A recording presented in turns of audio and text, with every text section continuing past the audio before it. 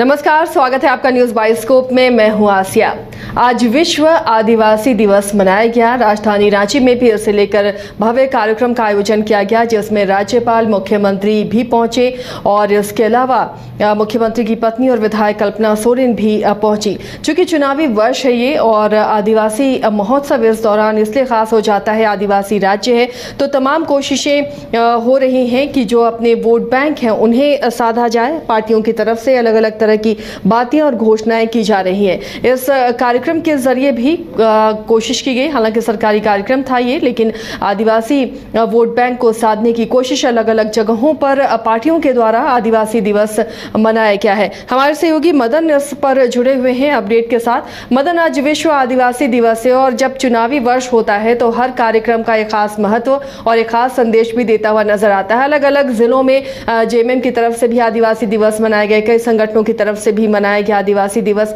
चुनावी साल में ये विश्व आदिवासी दिवस को किस रूप में देख रहे हैं?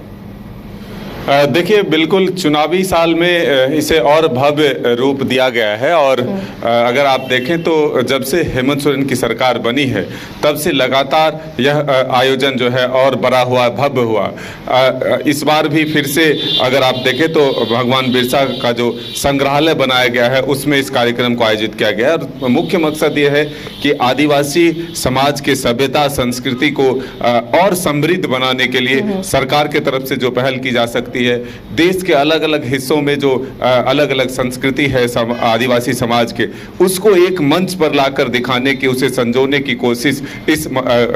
आयोजन के माध्यम से किया जा रहा है। आज इसके उद्घाटन के दौरान जो है मुख्य अतिथि के तौर पर राज्य के राज्यपाल भी मौजूद रहे, मुख्यमंत्री हेमंत सोरेन रहे और राज्यसभा सांसद शिबू सोरेन मौजूद रहे। तो ऐसे में हम ये कह सकते हैं कि जो मूल रूप से आदिवासी समाज की सभ्यता और संस्कृति है उसे बचाने, उसे संजोने के लेकर के एक मंच पर लाकर देश के अलग अलग हिस्सों से आए हुए लोगों को की कला और उनके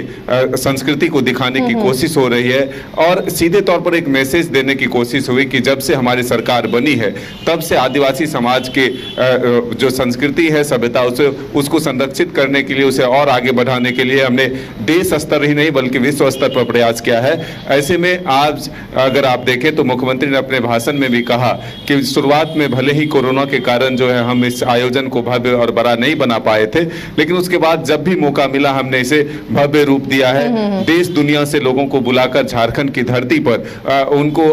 अपने समाज के बारे में बताने की कोशिश किया और उनसे कुछ सीखने की कोशिश की। इस दौरान जो है अलग अलग राज्यों की जो संस्कृति है उसे भी इस मंच के माध्यम से दिखाने की कोशिश। मदन, एक और खास बात रही, राज्यपाल संतोष गंगवार भी इस कार्यक्रम में मौजूद रहे। हालांकि दोनों के बीच में, मुख्यमंत्री और राज्यपाल के बीच में बड़ा अच्छा रिश्ता नजर आया मंच से, लेकिन राज्यपाल ने पेसा कानून को लेकर मुख्यमंत्री से आग्रह किया है कि आदिवासी राज्य होने के बावजूद भी यहाँ ये कानून लागू नहीं हो पाया है। बिल्कुल, देखिए, आज राज्यपाल ने अपने भाषण के दौरान ये बातें कही कि झारखंड देश का एक ऐसा राज्य है जहां आदिवासी समाज की इतनी संख्या होने के बावजूद भी पेशा कानून लागू नहीं हो पाया। ऐसे में उन्होंने मुख्यमंत्री से एक अपील की कि आप से अनुरोध होगा कि आप इस कानून को जल्द से जल्द लागू करें। हालांकि इसमें एक बातें और भी है कि पहले ही हाईकोर्ट ने आदेश दे दिया है कि आपको पेशा कानून जो है जल्द से जल्द लागू करना होगा। तो ऐसे में अब जो राज्यपाल ने एक कदम और आगे बढ़ाकर मुख्यमंत्री से अपील की है, तो इसका एक कहीं ना कहीं माइलेज जो है जरूर मिलता हुआ दिख रहा है। अब देखना होगा। हालांकि जो विधायक थे जेएमएम के लोबिन हेम्ब्रम, वो लगातार इस मांग को लेकर के सदन के बाहर और सदन के भीतर भी मुखर रहते थे कि पेशा कानून इस राज्य में लागू होना चाहिए, तभी आदिवासियों की जल, जंगल, जमीन की रक्षा हो सकती है। जिस तरह से यहाँ जमीन की लूट हो रही है, जब तक पेशा कानून लागू नहीं होता तब तक वो संरक्षित नहीं हो सकता है। मदन, एक और खास बात आजकल दिखती है, जब से कल्पना सोरेन विधायक बनी है तो वो मंच साझा करती हुई मुख्यमंत्री के साथ हर जगह नजर आती है और आज जो तस्वीर उनके सामने आई आदिवासी पारंपरिक वेशभूषा में, हालांकि बहुत सुंदर भी लग रही थी। उनकी पत्नी कल्पना सोरेन विधायक भी अब बन चुकी हैं। एक संदेश देने की कोशिश भी हो रही है, दोनों जब साथ होते हैं, कि वो भी अब पार्टी में उतनी ही अहमियत रखती हैं और उतनी ही कद्दावर नेता वो बन चुकी हैं। बिल्कुल, देखिए मुख्यमंत्री हेमंत सोरेन के जाने के बाद यह जरूर हुआ कि एक मजबूत नेता के तौर पर कल्पना सोरेन का नाम सामने आया और हर विपरीत परिस्थितियों में डटकर मुकाबला किया। जो एक ये लगता था कि जेएमएम टूट जाएगा, बिखर जाएगा, उसे संभालने वाला कोई नहीं होगा, ऐसे में कल्पना सोरेन ने उन तमाम चीज़ों को दूर किया और एक तरह से अपने नाम को आगे ला करके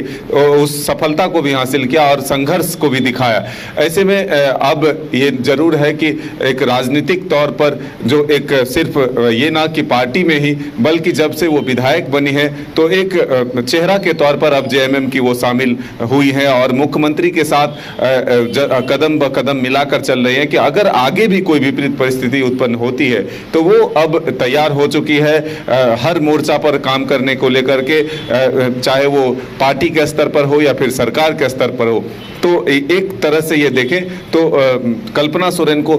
आगे प्रमोट करने की भी कोशिश हो रही है कि अगर कोई विपरीत परिस्थिति आगे बनती है तो कल्पना सोरेन जो है वो अब हर मोर्चे पर संभालने के लिए जो है तैयार रहेंगी।